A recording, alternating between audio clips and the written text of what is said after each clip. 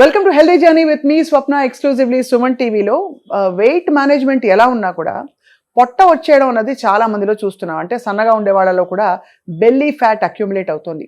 అది కార్బోహైడ్రేట్ పుణ్యమా లేక మనం తినే ఫుడ్లో పెస్టిసైడ్స్ హార్మోన్స్ ఇంక్లూడ్ చేయడం వల్ల వస్తుందా అన్నీ తెలుసుకుందాం. దాన్ని ఎలా కంట్రోల్ చేయాలో కూడా మనతో పాటు we have with us the fitness and diet expert. చాలా మందికి వెయిట్ లాస్ చాలా సులువుగా హాయిగా రిజల్ట్స్ ఇస్తూ చూపించిన వి స్పార్కుల్ వినీల గారు ఉన్నారు. వినీల గారు, happy new year. Happy new year Swapna గారు. కొత్త సంవత్సరంలో మనం చేస్తున్న ఫస్ట్ వీడియో ఇది. అవును, చాలా మంది యాజ్ ఆల్వేస్ రెజల్యూషన్స్ తో వచ్చేసారు. ఓకే. సో ఇవాళ నిజంగానే ఇది ఇంపార్టెంట్ టాపిక్ అనిపించింది. కొంచెం ఎక్కువ తినేసి అందరూ పొట్టలు పెంచేశారు. ఇప్పుడు అందరూ చాలా మంది ఫిట్ గా ఉండాలని కోరుకుంటున్నారు. అందరూ హెల్దీ వైపే వెళ్ళిపోతున్నారు. That is good to hear also. అవును. సో అసలు బెల్లీ ఫ్యాట్ ఇదివరకు ఆల్కహాల్ వల్ల వచ్చేదని, తాగే వాళ్ళకి మాత్రం వచ్చేది అనుకునేవారు. ఇప్పుడు స్త్రీలు పురుషులు అందరికీ పొట్ట వచ్చేస్తుంది. ఎక్కడ వెయిట్ వచ్చినా రాకపోయినా ఇన్సులిన్ రెసిస్టెన్స్ తో కూడిన belly fat. That's true. Correct గా చెప్పానా? మీకు నాలెడ్జ్ ఉంది. అదే మీరు చెప్పి అలా అలవాటు అయిపోయింది అనమాట ఇప్పుడు చెప్పి. సో ఎందువల్ల అసలు ఈ ట్రెండ్ చూస్తున్నాం? హాయిగా మామూలుగా ఫుడ్ తినే వాళ్ళకి కూడా పొట్ట చుట్టూ ఎందుకు పేరుకుపోతుంది ఫ్యాట్? అందరూ అంటే అందరికీ పొట్టే రావాలని రూల్ లేదు. కొన్ని ఫ్రేమ్స్ ఉంటాయి. ఇప్పుడు కొంతమందికి ఆర్మ్ ఫ్యాట్స్ ఉంటాయి, కొంతమంది థై ఫ్యాట్ ఉంటుంది, కొంతమందికి ఓన్లీ పొట్ట దగ్గరే పెరుగుతుంది. Those are frames which we can't change. So అలాంటి వాళ్ళు కూడా బెల్లీ ఫ్యాట్ తగ్గించాలంటే vegetable fat with all the organs, అంటే లివరు, ఇంటెస్టైన్ చుట్టూ పేరుకున్నది little bit dangerous fat. So దాన్ని మనం కాన్సన్ట్రేట్ చేసి అడ్రస్ చేయాల్సిందే. సో ఫ్రేమ్స్ని మనం ఏం చేయలేము. బట్ కొంతమంది స్ట్రెస్ ఎక్కువగా తీసుకోవటం వల్ల, కార్టిజాల్ ఆన్ అవ్వటం వల్ల, ఇన్సులిన్ రెసిస్టెన్స్ వల్ల, PCOD, PCOS, thyroid, metabolic disorders వల్ల మీకు బెల్లీ ఫ్యాట్ కూడా వచ్చే అవకాశాలు చాలా వరకు ఉన్నాయి. సో అయితే మనం తినే ఫుడ్తో దానికి ఇంపార్టెంట్ కనెక్షన్ ఉందని చెప్పచ్చా? ఇప్పుడు మనం ఒక డేలో క్యాలరీస్, ఇది వరకు అరిసెలు ఎప్పుడో ఒకసారి అవైలబుల్ ఉండేవి. దసరాకి, దీపావళికి కూడా ఎక్కువ స్వీట్స్ చేసేవాళ్ళు కదా ఒక్కటే. ఓన్లీ నాకు బాగా గుర్తు దసరా అండ్ పెద్ద పండగ, అవును, సంక్రాంతి. అప్పుడు ఒక 10 రోజులు 15 రోజులు మన ఇంట్లో స్వీట్స్ ఉండేవి. అది కూడా 15 రోజులు 20 రోజులకు మించి ఉండేవి కాదు స్వీట్స్. తర్వాత దొరికేవి కాదు. సో మనకు ఒక డే క్యాలరీస్ కన్నా 3 times 4 times ఎక్కువగా తీసుకోవటం వల్ల కూడా ఎక్కువ శాతం విజరల్ ఫ్యాట్ అనేది అక్యుములేట్ అవుతుంది. సో ఇప్పుడు మనకి అలా స్వీట్స్ ఎక్కడ చూసినా షాప్స్ ఉన్నాయి. మన ఇంట్లో కూడా క్యాలరీ డెన్స్ ఉండే ఫుడ్డే ఎక్కువ తింటాం. కరెక్ట్, అవును. సో జంక్ ఫుడ్ అనండి, హెల్దీ ఫుడ్ కూడా క్యాలరీస్ మ్యాటర్స్ అన్నమాట. అవును. How many calories you are consuming, ఏం క్యాలరీస్ తీసుకుంటున్నాం, ఫ్రైడా లేకపోతే తక్కువ తిన్న ఫ్రైడ్ క్యాలరీస్లో ఎక్కువ క్యాలరీస్ ఉంటాయి. So you need to think about those calories. Me maintenance calories కన్నా 3-4 times ఎక్కువ తీసుకుంటున్నప్పుడు యాక్చువల్గా విజరల్ ఫ్యాట్ అనేది కూడా ఎక్కువ పెరుగుతుంది. చాలామందికి తెలియదు ఏంటంటే స్ట్రెస్ అనేది డైరెక్ట్గా మన విజరల్ ఫ్యాట్కి కారణం. అవును, స్ట్రెస్ వల్ల చాలా అయితే మనకి అలా ఫ్యాట్ అక్యుములేట్ అయిపోతుంది పొట్ట చుట్టూ అంటారు. అండ్ నిద్ర లేకపోవటం. అండ్ ఇంకొకటి మెయిన్ 50% దీనివల్ల అయితే 50% గట్ ఇష్యూస్ వల్ల, గ్యాస్ట్రిక్ ఇష్యూ. అసలు గట్టుని క్లియర్ చేసుకుంటే మీకు అసలు ఏ రోగాలు ఉండవు. గట్టుని క్లియర్ చేసుకోవడం అంటే అది ఏ మోతాదులో గట్టు చెడిపోయిందో ఎట్లా చెప్తాము? అంటే మామూలుగా తేనుపులు రావడం, అజీర్తిగా ఉండడం, బ్లోటింగ్ ఉండడం, ఇవి కామన్గా తెలిసే సిమ్టమ్స్. అలా ఫేస్లో కూడా తెలిసిపోతుంది గట్ ఇష్యూస్ ఉంటే. Okay.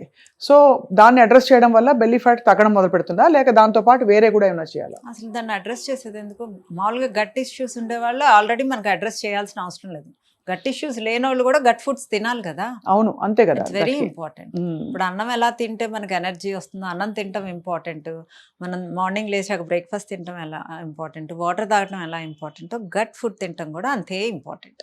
So you need to concentrate on gut foods. అంటే అన్ని సాటే చేసిన వెజిటబుల్స్, సాటే చేసిన సాలెడ్స్ అన్నీ చక్కగా సాటే చేసుకునే తింటే బెటర్. గ్యాస్ట్రిక్ ఇష్యూ అసలు రాదు. పచ్చికూరల కంటే కూడా నాకు గ్యాస్ట్రిక్ ఇష్యూ లేదు, నేను తింటాను అంటే that's okay. But gastric issue లేని వాళ్ళు కూడా కొంచెం సాటే చేసుకొని సీజనింగ్ చేసుకోవటం వల్ల తినడానికి మనకు కొంచెం హ్యాపీగా ఉంటుంది. సో దాంట్లో కొంచెం సాటే చేసుకున్న వెజిటబుల్స్ మీల్కి ముందు తిన్నా గట్ ఈజ్ హ్యాపీ.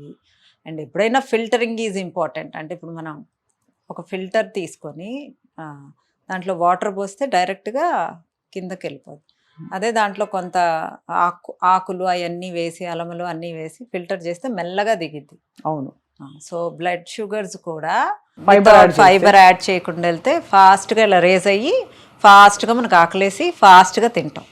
సో మెల్లగా బ్లడ్ షుగర్స్ రేజ్ అయినాయి అనుకోండి, సో మనకు ఆకలి అవ్వదు, బ్లడ్ షుగర్స్ లో ఉంటాయి, మనకి లిపిడ్స్ బాగుంటాయి, అంటే కొలెస్ట్రాల్ రాదు, షుగర్ రాదు.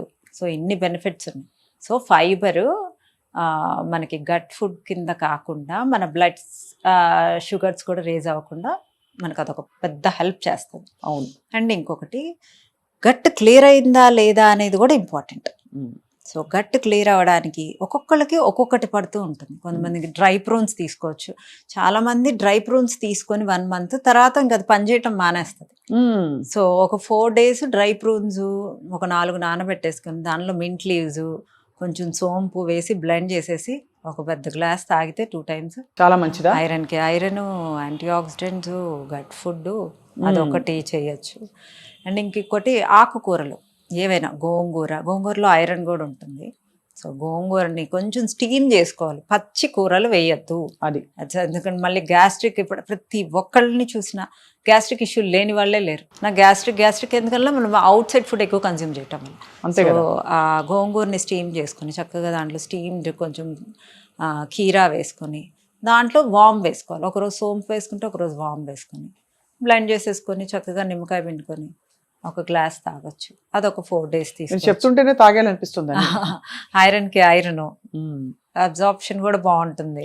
ఎక్కడ గాడి తెప్పాము మనం ఇవన్నీ తినడం మానేసి ఏవో తినడం మొదలు పెట్టాము. ఇది వరకు ఒంట్లో బాగాలేకపోతే డాక్టర్ దగ్గరికి వెళ్ళేవాళ్ళు కాదు, కషాయాలు ఇలాంటివే అన్నీ ఉండేవి. ఇప్పుడు అవన్నీ బ్యాక్కి వెళ్ళిపోయి మళ్ళీ ముందుకు వస్తున్నాయి. అంతే కదా. పాలల్లో పసుపు వేసుకొని తాగటము. సో ఇప్పుడు మనం టర్మరిక్ వాటర్ తాగండి అన్నాం, ఎందుకంటే లాక్టోస్ ఇంటాలరెన్స్ వచ్చేసింది చాలా మందికి, గట్ సెన్సిటివ్ అయిపోయి. ఇదివరకు అంత గట్ సెన్సిటివ్ లేదు. సో లాక్టోస్ ఇంటాలరెన్స్ ఎక్కడో వినేవాళ్ళం, అప్పుడు చక్కగా పాలు బాగా తాగేవాళ్ళం. ఇప్పుడు పాలు తాగితే నాకు పడట్లా, అరగట్లా, తేపులు వస్తున్నాయి అనేది ఎక్కువ ఉన్నాయి. సో కర్డే తినమంటాం. Curd is absolutely safe. అవును అవును. సో ఓకే, లాక్టోస్ ఇంటాలరెన్స్ చాలా మందికి ఉంది కాబట్టి కొంచెం పసుపు, మిరియాలు, అల్లం జ్యూస్ వేసుకున్న మంచి గ్లాసు, అంటే డే మొత్తం ఒక 2 times ఇంత కప్పు తాగినా హ్యాపీ. అండ్ కంటిన్యూగా ఏది చేయొద్దు. ఈవెన్ దో టర్మరిక్ వాటర్ కూడా ఒక 4 days తీసుకుని ఒక 2-3 days బ్రేక్ ఇవ్వటం.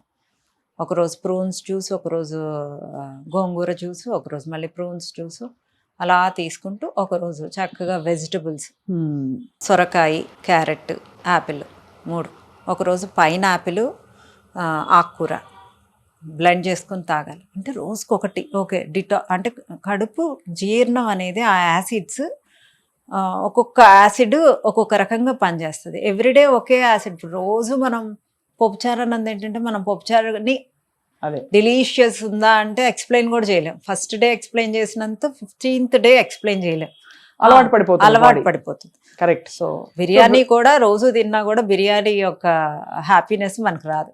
సో ఒకేషనల్గా ఏదైనా స్వీట్స్ తిన్నా, బిర్యానీ తిన్నా అలా దట్ ఈస్. అసలు ఆ బిర్యానీ ఎందుకంటే అంత హైప్ చేస్తారు అర్థం కాదు కానీ అంటే అలాగే చూస్తే ముద్దపప్పు ఆవకాయ ఇంకా అసలు ఎంత బాగుంటుంది.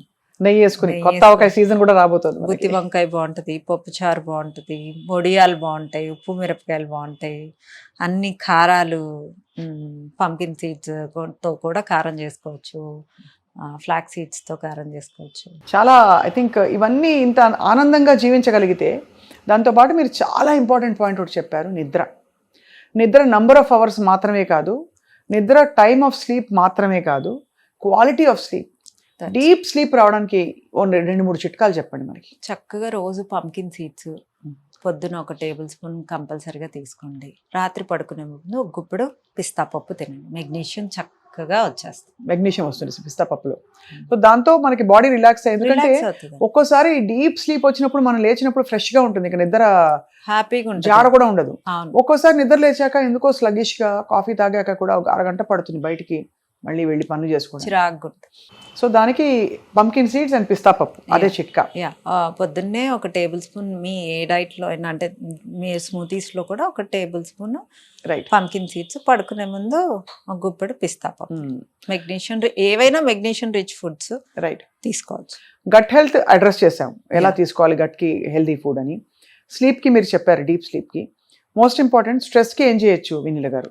స్ట్రెస్ తగ్గించుకోవడానికి మన డైటరీగా ఏం ఇంక్లూడ్ చేస్తే మనం కొంచెం కామ్ డౌన్ అవుతాము, మనకి కొంచెం హెల్దీ హార్మోన్స్ కూడా రిలీజ్ అవుతాయి? Stress first mental stress is అంటే చాలామందికి ఫుడ్తో ఫీలింగ్స్ ఉంటాయి.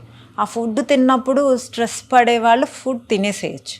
బట్ డిఫరెంట్ స్ట్రెస్ని we can't reduce with the food. కొంతమంది స్ట్రెస్ వస్తే బాగా తినేస్తారు, కొంతమంది తినరు, చాలామంది తింటారు. సో ఆ తినేది కంట్రోల్ చేసుకోవాలంతే. అంతే అంతే. స్ట్రెస్ని మీరు మెంటల్గా స్ట్రాంగ్ అవ్వాల్సిందే, అంతే తప్ప మ్యాజిక్ పోషన్ ఏమీ లేదు. ఏమీ లేదు. స్ట్రెస్ కోసం మామూలుగా అందరు తీసుకునేది మీరు ఎలాగో చెప్పరు, బికాజ్ ఇట్స్ అన్హెల్దియెస్ట్ థింగ్. స్ట్రెస్ కోసం చాలా మంది, మనం నాన్ ఆల్కహాలిక్ బెల్లీ ఫ్యాట్ గురించి మాట్లాడడం, ఆల్కహాలిక్ బెల్లీ ఫ్యాట్ అయితే చెప్పక్కర్లేదు, అది ఎంత నాశనం చేసేస్తుందో బాడీలో. ఇప్పుడు డాక్టర్స్ అందరూ వరల్డ్ వైడ్ చెప్తున్నారు కదా నీళ్ళు గారు. యా, అబ్సల్యూట్లీ నాట్ రికమెండెడ్ అని. సో ఫైనలీ గట్ హెల్త్ని సెట్ చేసుకుని మనం బెల్లీ ఫ్యాట్ని తగ్గించుకోకపోతే అనర్థాలు ఏమొస్తాయి బాడీలో? ఫ్యాటీ లివర్ నుంచి, fatty liver, sugar, BP, cholesterol increase అవుతుంది, ఒబెసిటీ కూడా. అంటే ఇంకా బెల్లీ ఫ్యాట్ వల్ల మనకి నీ పెయిన్స్ అన్నీ స్టార్ట్ అవుతూ ఉంటాయి. అంతే కదా. అండ్ ఇది ఎక్సర్సైజ్ అండ్ డైట్ రెండుతో కరెక్ట్ చేయాల్సిన విషయాలు. కానీ ఎక్సర్సైజ్ పాడు ఎంత ఉంటుంది ఇందులో? Exercise will tone your part. ఇప్పుడు ఎక్సర్సైజ్ మీ అందరూ సిటప్స్ చేసేస్తారు ఇలా ఇలా, మజిల్ని అక్కడ బ్రేక్ చేస్తుంది, అప్పుడు మజిల్ బిల్డ్ చేస్తుంది. ఫ్యాట్ తగ్గాలి అంటే క్యాలరీ డెఫిసిట్ అవసరం.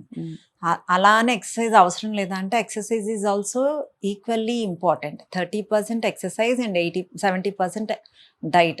సో డైట్ మీద కాన్సన్ట్రేట్ చేయకుండా మీరు ఎంత ఎక్సర్సైజ్, ఓకే డైట్ మీద నేను కాన్సన్ట్రేట్ చేయలేను అంటే మీరు 2000 క్యాలరీస్ మీ మెయింటెనెన్స్ క్యాలరీస్ అయితే మీరు 2500 క్యాలరీస్ బంద్ చేయండి, 2300 అన్నా బంద్ చేయండి.